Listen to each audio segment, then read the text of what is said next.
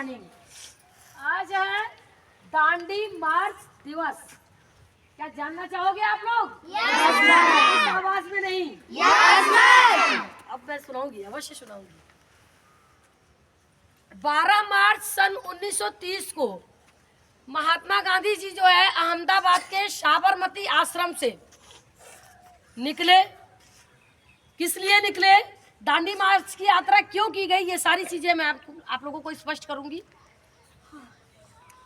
नमक पे ये अंग्रेज सरकार ने बहुत ज्यादा टैक्स लगा दिया था, बहुत सी चीजों पे लगाया था, लेकिन गांधी जी ने नमक का ही चुनाव किया। जब वो साबरमती आश्रम से निकले तो उनके पीछे धीरे धीरे, कहते हैं ना कि कामयाबी के लिए तो अकेले ही निकलना पड़ता है, कारवां तो बनता चला जाता है। अकेले निकले, धीरे धीरे उस कारवां में 50, 100, फिर 500, ऐसे करते करते बहुत हजारों से ऊपर की संख्या उस दांडी मार्च यात्रा में बढ़ती चली गई। और उसमें पोशाक जो है, मतलब सभी ने सफेद कलर की धोती पहनी थी। ऐसा लग रहा था कि एकदम नमक की नदी बनी हुई है।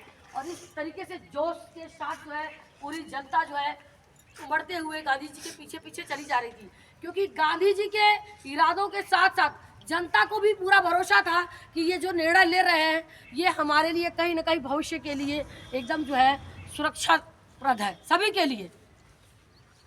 इस तरीके से अब पद यात्रा सोचिए, 386 किलोमीटर पद यात्रा बहुत लंबी यात्रा होती है। जगह जगह पर पूरे जो दल था वो जगह जगह नदियों के किनारे पे विश्राम करने के लिए, शरीर थक भी तो जाता है चलते चलते, तो जगह जगह पर विश्राम करने के लिए, और विश्राम के साथ साथ गांधी जी उनको मोटिवेट भी करते रहे, उन्हें चार्ज भी करते रहे अपने भाषण के माध्यम से कि कोई अपने जोश और जुनून को ठंडा नहीं करेगा। इस तरीके से कई जगह उन लोगों ने विश्राम किया। अंततः जो है जब वो दांडी पहुंचे, पद यात्रा से, सोचिए ये बहुत बड़ी आश्चर्य की बात है कि एक इतना लंबा सफर और पद यात्रा और एक बहुत भारी संख्या में जो है जनता का जोश और जुनून और वो एक भीड़, काश मैं भी रही होती उस समय। तो वहाँ पे जाते समय जो है जब वो दांडी पहुंचे तो वहाँ पे सरोजनी नायडू जी ने उनका जो है स्वागत किया। और वहाँ पे एक बहुत बड़ा मकान था, तो उसमें उन्होंने कहा कि नहीं, पहले तो मुझे विश्राम चाहिए। और विश्राम तो एक बहाना था, विश्राम एक बहाना था।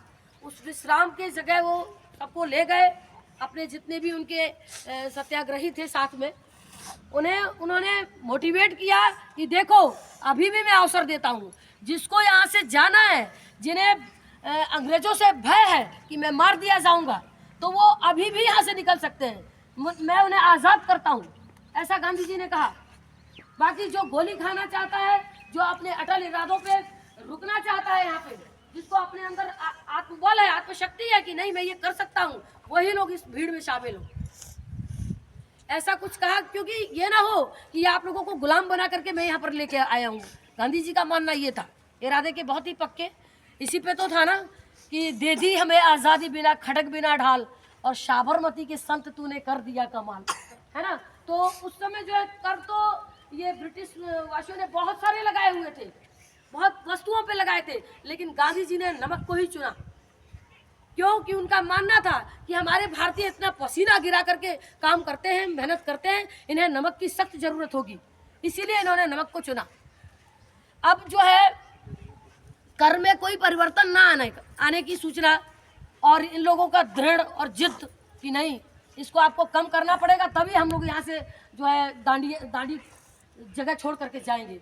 अब ब्रिटिश वासियों को इस चीज़ का लगा कि नहीं ये सब तो बड़े जिद्दी हैं, तो उन लोगों ने उन लोगों पे लाठी मार्च करना किया कि इन लोगों को जैसे ही मार के यहाँ से भगाया जाए। लेकिन इन लोगों में से कोई भी नहीं हिला। वो लोग समुद्र किनारे गए और इन लोगों ने, ब्रिटिश वासियों ने क्या किया कि कीचड़ और नमक को दोनों को मिक्स कर दिया कि लोगों को परेशान करके ये लोग खुद ही चले जाएंगे। लेकिन गांधी जी तो थे जबरदस्त, भले ही 61 साल की अवस्था थी, लेकिन इरादे और ये सब सुदृढ़ जो शक्ति थी, उनकी अंदर की दृढ़ शक्ति थी, ये अटल थी।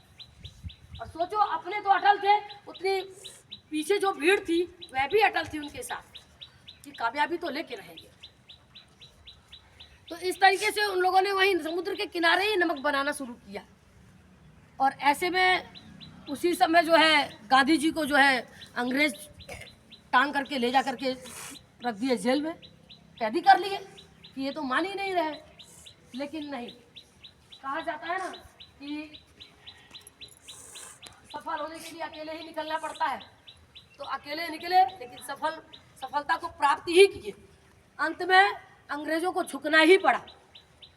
और नमक एक बहाना था, नमक जो है एक बहाना था, लेकिन उसी से जो है काफ़ी लोगों ने बहुत ही प्रयास किया और अंत में जो है सफलता को प्राप्त किया। ठीक है, तो अटल इरादे और दृढ़ शक्ति मनुष्य को कभी जो है हिला नहीं सकती, कभी उसको झुका नहीं सकती है। आज के लिए बस इतना ही।